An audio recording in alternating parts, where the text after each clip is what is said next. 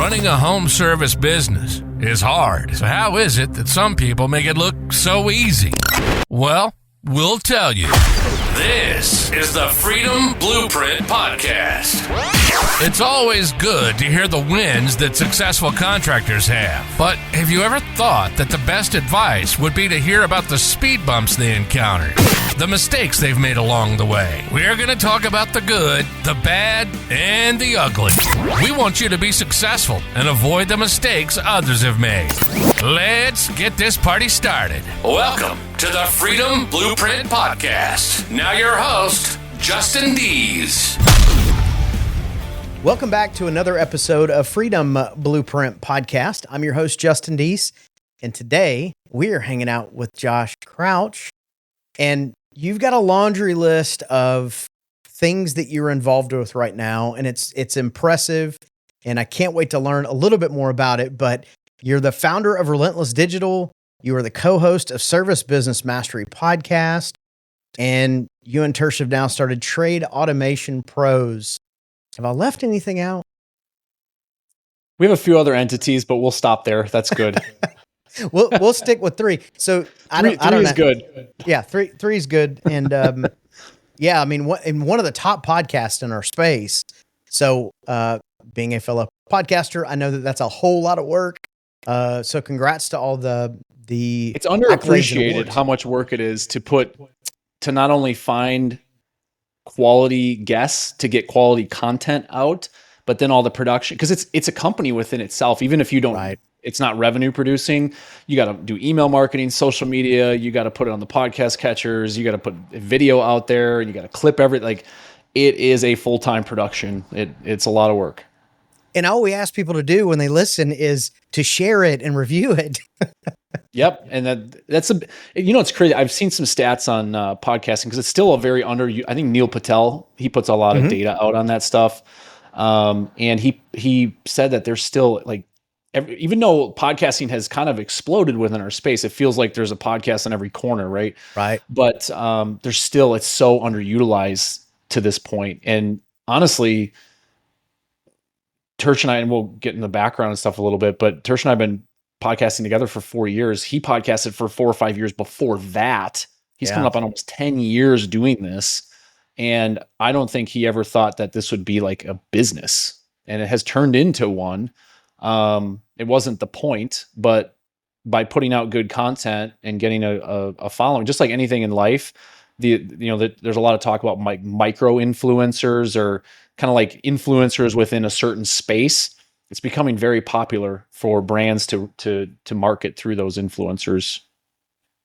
Well, and you can't blame them, right? If people are tuning in, they want to know what you got going on. They want to know what you're using in products and services. So for sure. Well, think of all the tech companies that come into the space. There's been an explosion of tech companies, and I'm sure we'll get into this more with AI stuff, but they don't have the audience. They don't know where to go. They don't know who to talk to. They don't know how to get their foot in certain doors. And people like yourself who've been in the space a long time with your wife, people like us, Tersh and I have been in the space. We have a lot of connections. So there's a lot to offer somebody when it comes to it. It wasn't the point why we started and why we continued. Like, when I asked, so how it all started with the podcast is the first year I started Relentless Digital, I worked full-time at professional services. I was still in the HVAC industry. So everything that I brought over to the marketing side, I was implementing for an HVAC company, and we were doing really well. So I started giving back. I literally posted, there was a business group we were a part of, a coaching group, CEO Warrior. And there was like 300 different business owners in that group. But I just started sharing things that were working with the Google business profile. At that point, it was Google My Business. And I just started having people reach out to ask for help. I didn't have a grand design. Everyone says, well, you gotta put together a business plan. You do all this stuff. I had to figure it all on the fly, because I'm like, I had somebody from Canada that wanted to work with me, and I'm like, let's try it. Let's see what happens. And so I did that for about a year. We got to the point, I had like 25 or 30 clients, and I couldn't do both anymore, because I literally had an hour drive to and from work every day. I was taking literally the entire time there, the entire time back, and on my lunch, I was taking sales calls, client calls, sending reports. It was a lot. And then of course I get home and continue that. So after about a year of doing that, I went out on my own, And then about 2 months after that, I started asking Tersh, because he's the only one I knew at that point that really had like a decent podcast. I started asking about gear and what platforms and how to get on all these different streaming things. And he was getting burnt out because, like I said, he had been doing this for 4 or 5 years already, made zero income. And he was doing all the audio editing, the video editing, posting it, the social clip. He was doing all of it himself that entire time. Plus he still had his 2 HVAC plumbing electric companies. And so he was looking for some help on the marketing side. He was kind of burnt out. He didn't want to always have to be the one to ask all the questions and be engaging on all these interviews.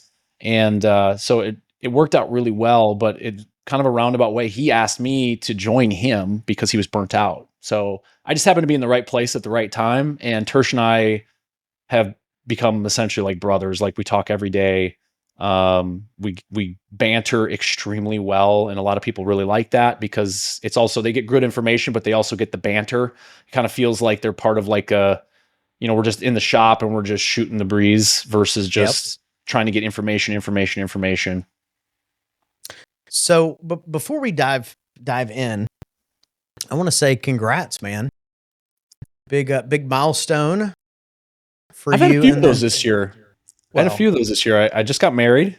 Well, that was the one I was talking about. Okay. But you knew that though. You knew that. The good thing is, if Brittany ever listens to this, that's the first thing I mentioned. So that's a win in my book.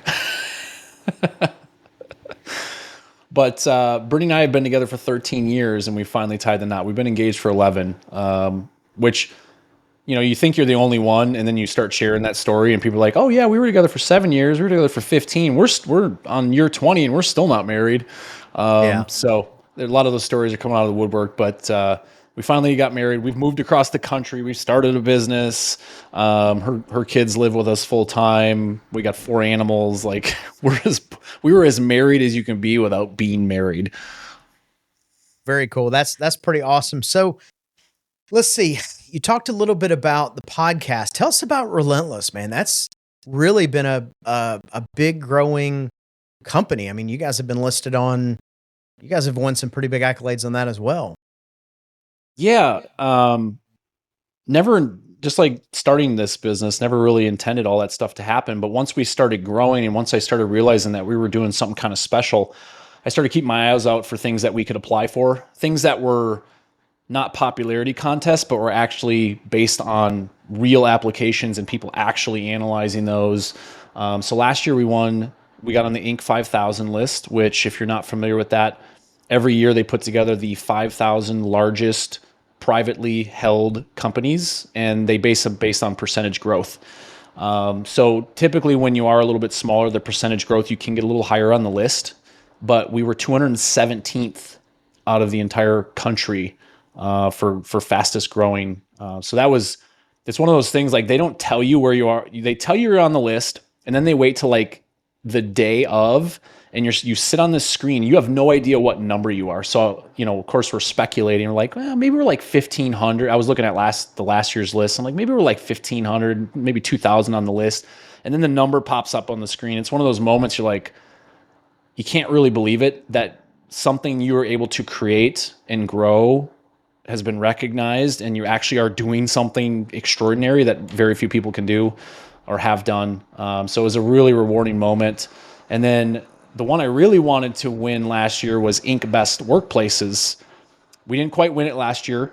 So I applied again this year, and we put some of the feedback that we got from not only our team, but some of the surveys and stuff that we got. We took action and implemented some different benefits and some things to help us, not only our culture, but make sure the team was taken care of and just enhance what we have. We ended up winning that one. I just announced that a couple days ago, actually.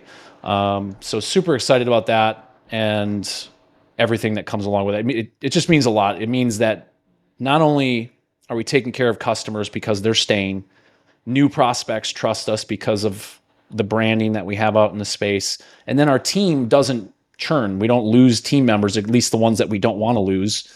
And we're able to keep that continuity. That continuity helps us retain clients. It helps our sales team feel really good about the client success managers and the internal team that they're being handed off to. It just creates this ecosystem where everything is fostering growth. Well, and it's, we talk a lot about this in the home service space as far as, take care of your your team members and they'll take care of your clients. That's not just the home service space. That's the same in any business. Like, take care of your people. They are the number one asset, even though they don't show up on the balance sheet, and the profit and loss in a positive way. They don't show up on the revenue side. They really are. Well, I think there's a misconception, and I'm sure you see this too. Like, we see the tech companies and they got like ping pong tables in their office and like all these cool hangout hippie, not just called hippie, but like pods. It's a word, like hipster type things. Yeah. I'm like, we would never do that in an HVAC or plumbing company, right? That's just not who the personality types are.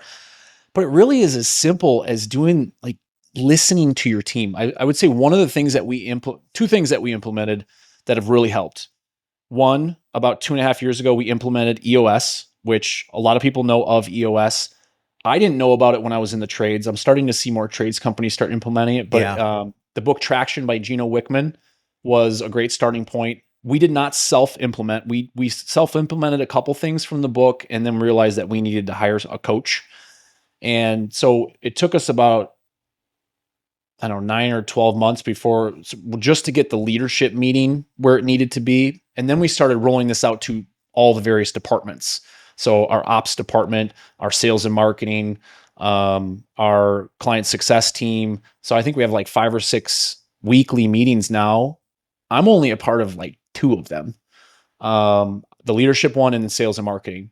All the other meetings, they talk about their issues, their highest priority issues every single week. Imagine if in your business, you were able to identify those issues and have the team come up with the solutions and talk through these things every single week. So that way things didn't sit there for weeks or months or even years and people are still pissed off about something that hasn't been fixed. Because I used to be we used to have a Monday leadership meeting at the last HVAC company that I was at. And we had like meeting minutes and notes that we would always add to. And it just became this long run-on doc of like stuff we talked about, but nothing was ever implemented with action steps. And I think that's the biggest problem that most, not just trades companies, but all companies have, is we have meetings, but the meetings don't actually accomplish anything. We're just talking. Right. And the whole purpose of EOS is to identify the problem, the root problem, discuss it in length until we have solutions, solve it with tasks, like actual to-dos that we assign somebody. And then we come back the next week and you go through all those things. Did you do it? Did you do it? Did you do it? Why not? How come you didn't get it done? And then of course we follow the ROC system as well. So all of the biggest priorities we have every quarter, where people are held accountable to create milestones and make sure that those ROCs are accomplished.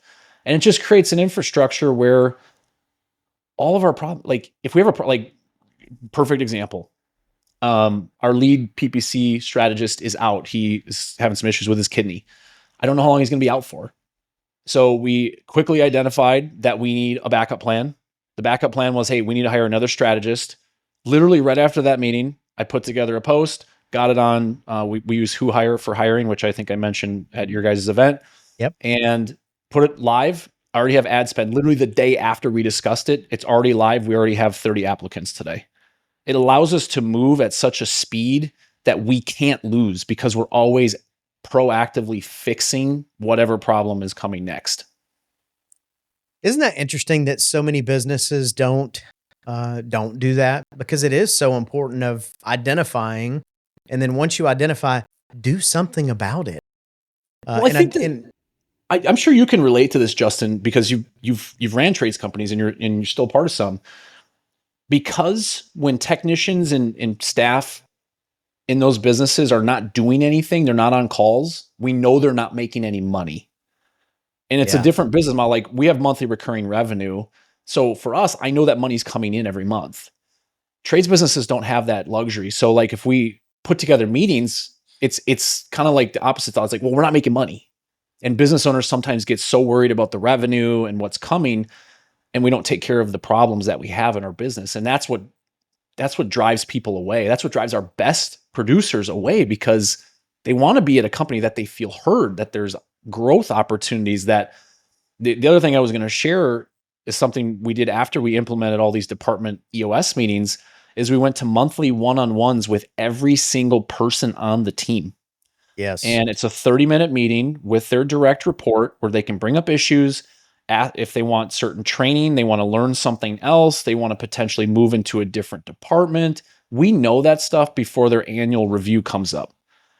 Because I don't think it's fair to go all year, not meet with your direct report one time, and then everybody's nervous, or at least the person that's getting reviewed is nervous because they're like, I don't know if I did a good job or a bad job. Am I going to get a raise? Am I not going to get a raise? It's like, let's find out. And I've had that, and God bless his heart, I love my old boss. So the stories I tell from professional are just from experience, but he was a great guy, but he hated talking about money on the review. So we would do this review. I would get a glowing review, and then the meeting would end, and we never talk compensation. And then, of course, I'm like going home. I'm telling Brittany, yeah, I got a great review. I was super happy. She's like, well, how much does that hit the bank? How much more are you going to get paid? Yeah. And I'm like, I got a high five. Let me get back to you. And then, of course, now you have to figure out like how to ask for that, which nobody's ever comfortable asking for more money. And so you have to have another discussion, which is uncomfortable. And it's just, people should know how they're performing at all times. Agreed. I think that's the fairest way to treat them, because people want to know they're doing a good job. Or if they're off, and we've had some team members we've had to kind of course correct because they get a little, just the way they comment, they're having a bad week or something's going on. We deal with it. We hash it out, and we deal with that conversation immediately before it, because people are interesting, right? They won't necessarily say what's on their mind, but they'll let it bottle up, and then they explode. And it's not always, but sometimes in the case with the employees, they don't want to say something. And so they just let it bottle up and eat at them. And it's just better to get it out, talk about it, ask the probing questions, and meet with your team. I know it's not a revenue producing activity for the trades, but I promise you, your team will be happier. They will perform at a higher level. I was going to say, I would say it's a revenue. Yes. Maybe not in not direct, it's indirect, right? But yeah, with happy employees. And I'm such a big advocate of one-to-ones, because you've got to give your team the space and the permission to let you know what's going on. And yeah, when you meet once a year and they're like, oh, well, here's the boxes you check, that doesn't really tell them anything. And the truth is when people use their imagination, it's usually not the best. Right? No, so if they're think of the worst thing first, right? They're like, review. Oh gosh, babe, pack my bags. Yeah. Stash cash. I don't know what's happening. So yeah, I like that. And we even do that so we have about 50% of our team is in the US and 50% is offshore. They're technically contractors. We even do that with them. We always have one-on-ones with them as well. We want the whole, like, even some of the stuff that, since we won the Best Places to Work award, like you start seeing like people start kind of sharing their stories or their things that it's really meant to them. Like, it's pretty impactful when you get to see how it's impacted their life, because all of your team members have worked at bad companies. We've all worked at bad companies. We know what a bad company looks like. So when they get a company that they really love and the people they really love, they will fight for it. They will treat it differently. And then they'll go tell other great people that they know about it. I mean, Tommy Mello talks about this all the time, is A team members want to work with A team members, or A-level team members. And Eagles hang out with Eagles. They don't hang out with Ducks. It's 100% true. I'm telling you, from a much smaller company than Tommy's, but it works. And if you just implement the one-on-ones. If you don't want to get on EOS, because that's a much longer trajectory, just start one-on-ones. Just start meeting with team members for 30 minutes a month. I'm sure you can find 30 minutes from 7 to 7:30 in the morning every month throughout the month to just ask them some questions. What do they want to learn? What do they need more training on? Where do they want to go with their career? These things are really insightful. And then you can also find their why, so you can push them to go get that, whatever that why is, and match it. And I think that's the other advantage that comes from doing one-to-ones, is when you understand their why. As a leader, you can now tie it to your why. So now you're getting everybody rowing in the same direction. And rarely have I ever seen somebody's why in the company not be able to align, no matter what it is. I mean, if they want to buy a house, great. They've got to make more money. How much more money? Okay, well, now give them a path to where they make more money, because if they make more money, you should make more money. Should be how all that works. Absolutely. Absolutely. So those are literally like the structure of those two things. And it does, if you want to find a different, there's other operating systems, but EOS is the one we use, and I highly recommend anyone gets with. But then once you implement that and get it on page, definitely have one-on-ones.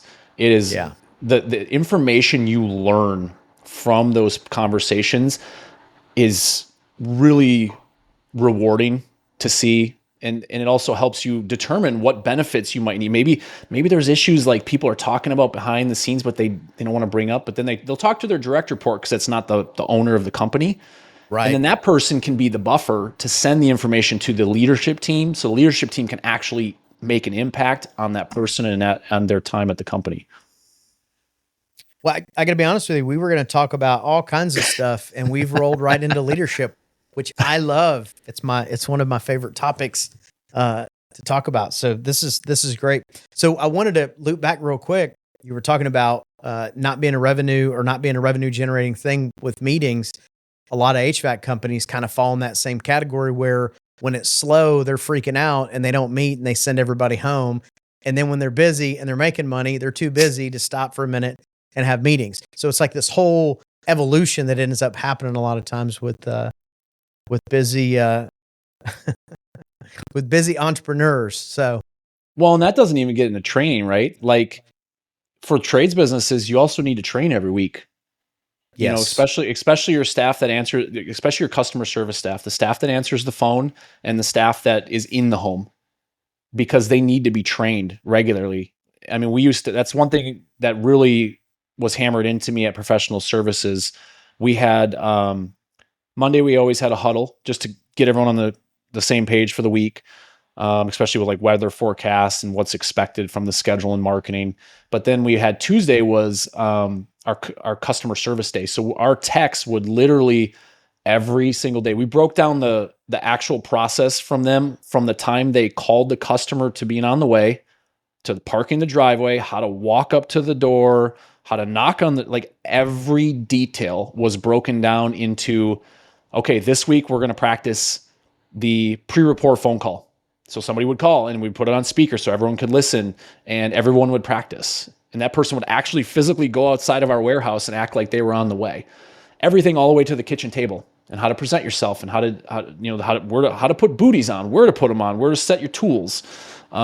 Because just like professional sports teams, and I know everyone's heard this analogy, but the reason that running play for your favorite sports team works so well is because it's been practiced 1,000 times to get that good. Everybody knows who they're supposed to block, where they're supposed to be, what level, like the offensive line knows they have to get to the second level so they can spring the running back free. Like the wide receivers have to do their part.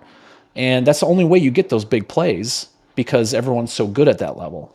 So you have to train. And so we did that. And then Friday we did technical training. So we would always have a lesson that people had to review, whether it was YouTube videos or Interplay Learning, which we used at the time, come back, and then we would draw straws and have someone teach it back. And I had just a quick story on this because I always think it's really funny. We had a duct cleaning technician, which was essentially like our lowest entry-level position. It was an 18-year-old kid because he didn't have to sell the duct cleaning. He just had to show up and do it. And if they showed up for work, they did a good job, and they got some reviews and customers were happy with them, maybe now they're going to be a maintenance tech. Then we move them into a service tech, then maybe an installer or whatever.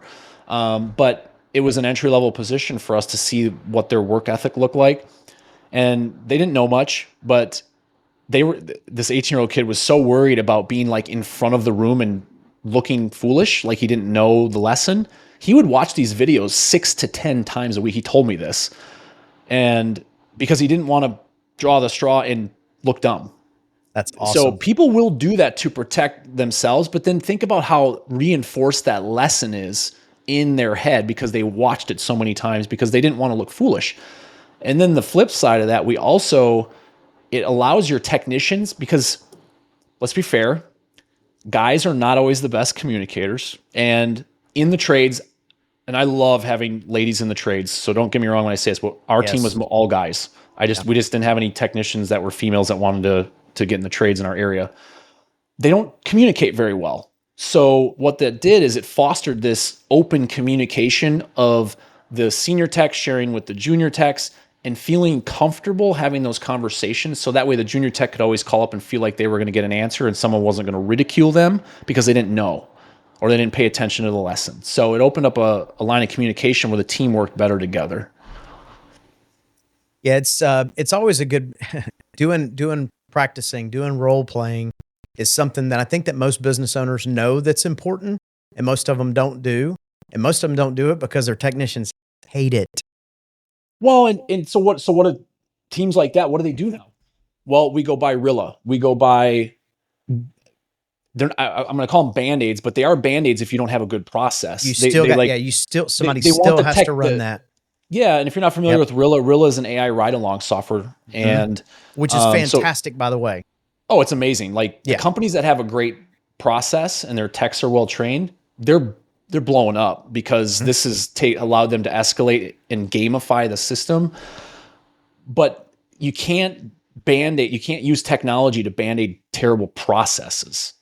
You have to fix the training and fix the processes before you can take technology and amplify your results. And I think the problem is, especially with how much technology and money has been spent on technology in our space, everyone's just throwing money at stuff. And then they don't really use it. They don't really integrate it, and they don't get the value. And then they cut their losses and they try something else. And it just doesn't work. Unfortunately, a lot of business owners are looking for that silver bullet.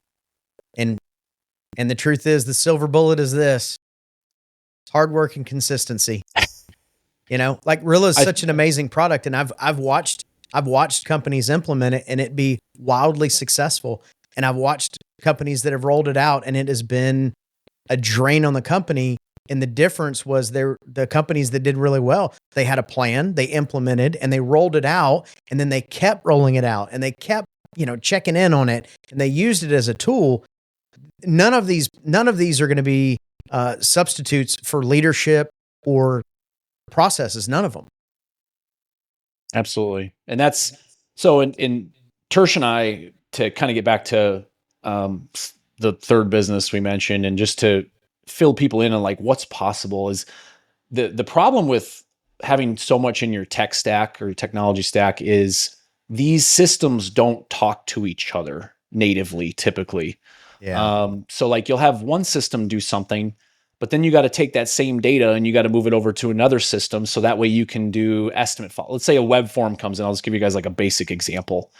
Web form comes in, it goes to somebody's email.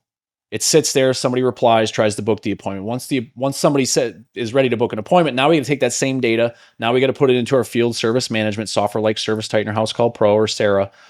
And now we got to put that in there, put the appointment booking time, send reminders, send alerts. And then when the estimate or the job is done and asking for review, that's a separate platform. Sometimes it's integrated, sometimes it's not, or we just manually ask. All these things are typically disconnected. And we can connect all of these things. And that's where Tersh and I really bonded even before the podcast. We were a part of some like smaller business Facebook groups for the trades. And we started bonding over a tool called Zapier. And Zapier, the easier way to remember how to say it, because a lot of people call it Zapier. Zapier makes you happier. And why it makes you happier is because you're taking redundant, monotonous tasks that humans really don't love to do, and you're automating them. You're taking data from one place, moving it to another automatically without having to manually put it in. So that way the human can focus on the creative work or the customer service work or the things that actually bring them joy and happiness versus work that's monotonous and they don't like doing. Well, and the other thing is too, that becomes, you don't have that human error anymore. Like you're not going to fat finger the information from here to here as well. That's another benefit, of course, is that one, you don't have to try putting something in 2 or 3 different times. But it just allows you to start thinking creatively about how to solve other problems in your business. Like Tersh just did an automation on site, and this is part of Trade Automation Pros. But he did an automation on site for 2 days to like sit down with this business in Florida. They're in the Vero Beach area. I don't know how far that is from you. That's on the other side though. I know you're on the Gulf side. That's on the ocean side. Just to understand their processes. And it is insane. Like these businesses that we think are doing, like they're doing really well. They're profitable. They're growing. They have a great brand and presence, but inside the company, the amount of admin staff to handle really basic tasks that they're paying $20 or $25 an hour to is mind blowing.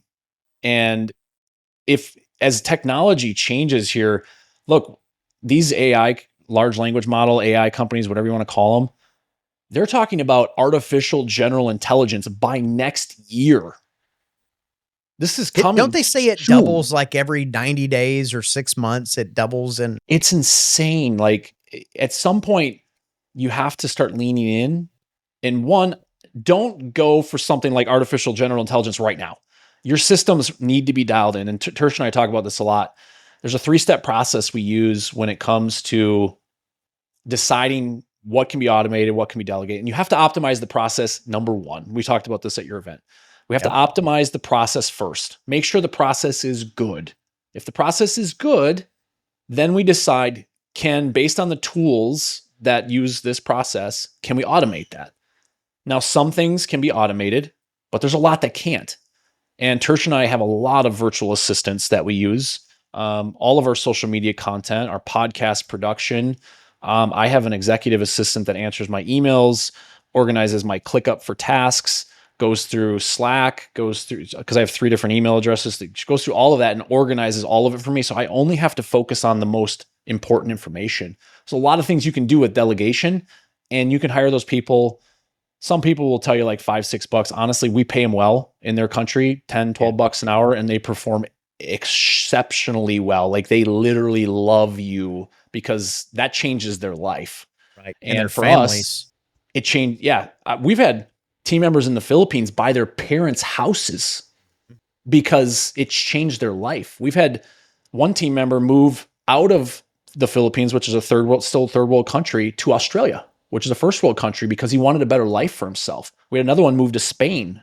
Like, you're able to impact their life. And those people are literally, they're never going to forget you, and they're going to work their butts off for you because their culture's a little different too. So there's a lot of things you can do there to enhance the efficiency of your company. But I feel like the trades we just haven't pushed far enough into that ecosystem. And that's why Tersh and I started Trade Automation Pros, is one, help people understand what they can automate, and then also teach them how to delegate things so that way they actually become better communicators.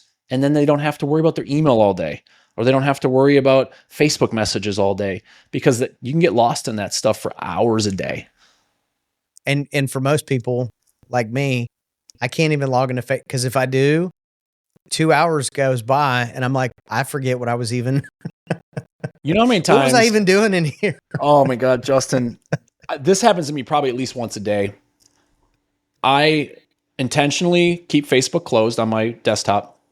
I open it because I'm going to go either create a post, go find something, or I was going to go message somebody.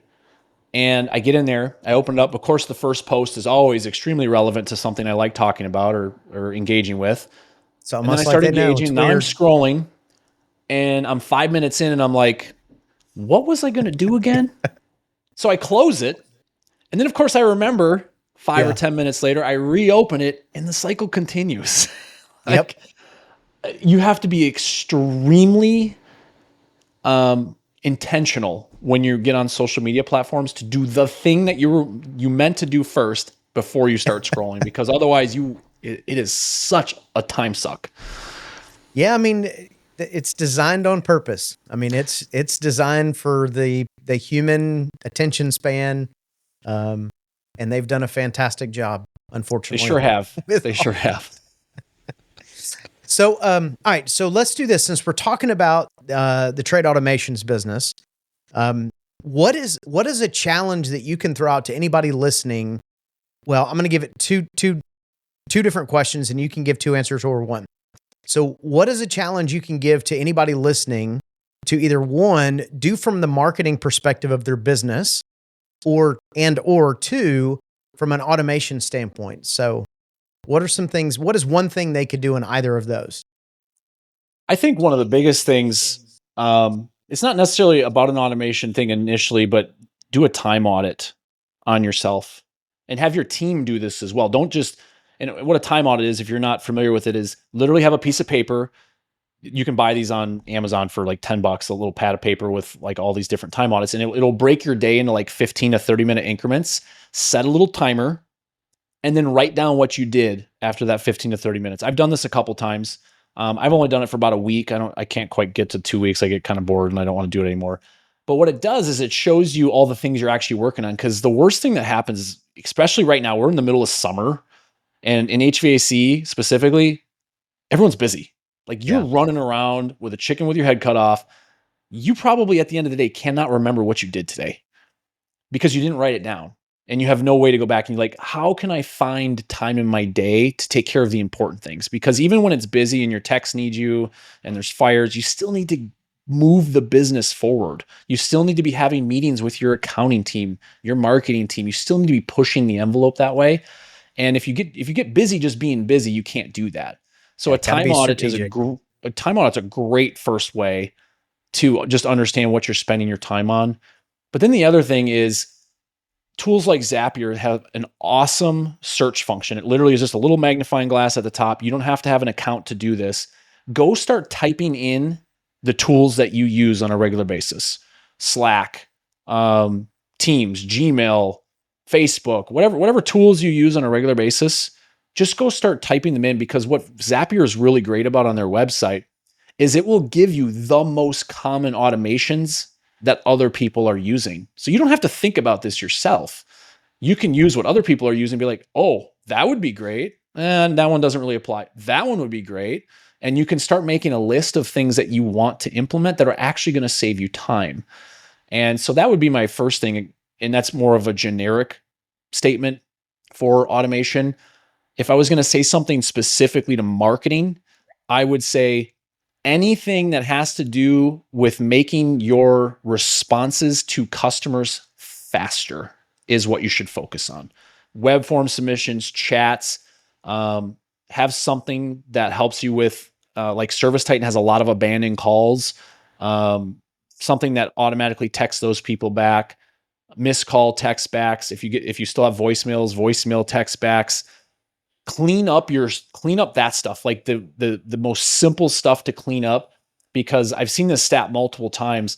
78% of homeowners hire the first company that replies to them. The first company. Speed to lead's a real thing, and it's really, really important. And as we get all these ChatGPT for search and Perplexity and all that stuff, that's not going to change. That is a human psychological fundamental foundation of who we are. We want to work with people that want our business. So those things are the things that we typically, and this is stuff that we do, not to confuse everyone on what each company does, but Trade Automation Pros teaches you how to do that yourself.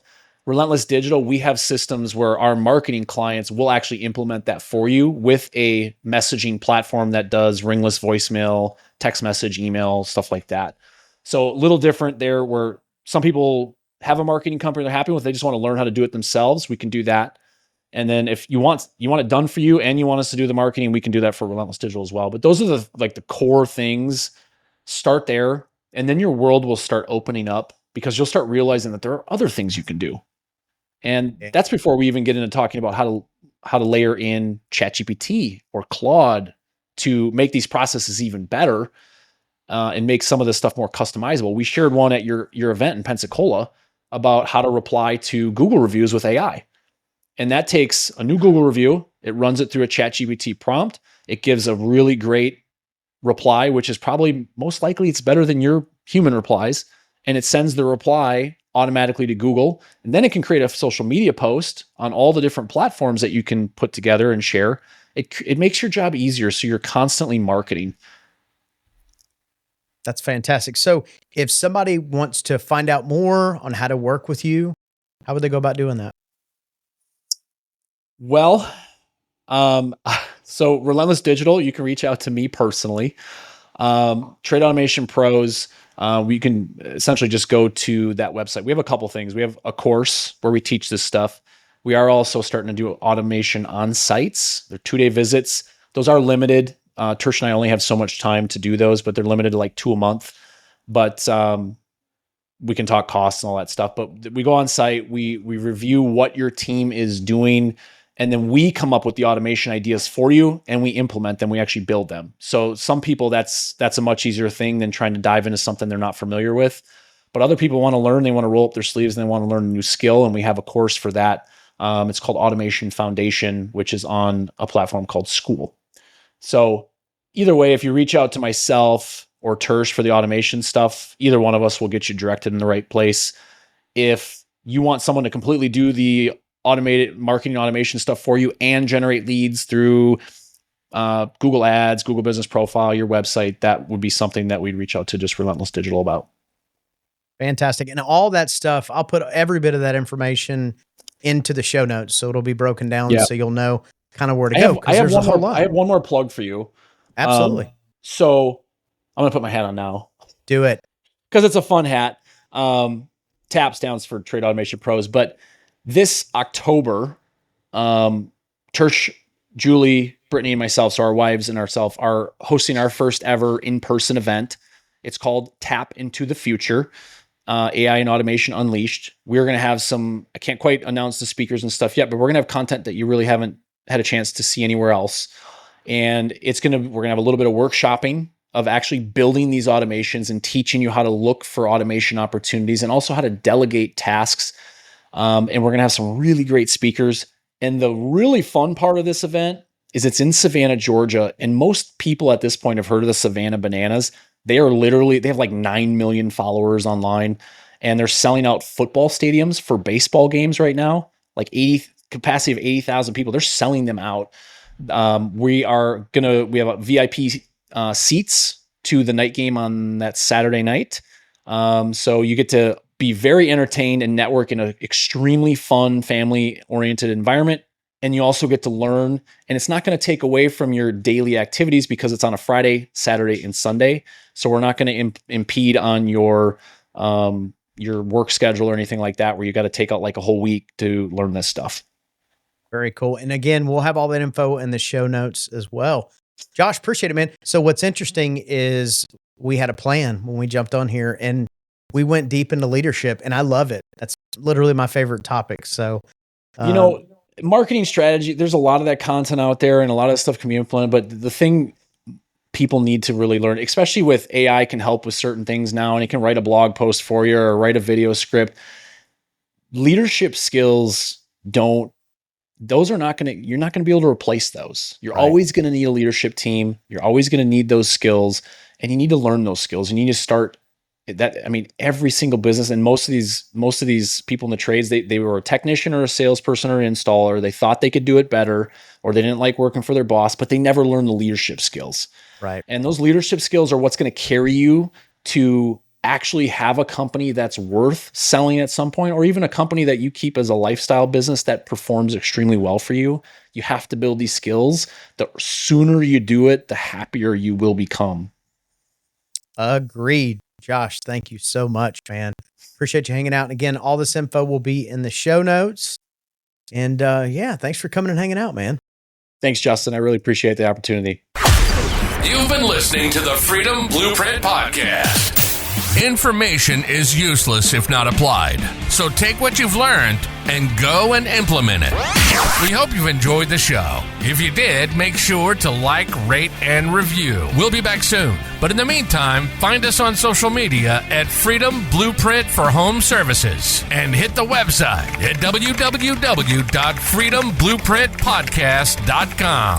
See you next time.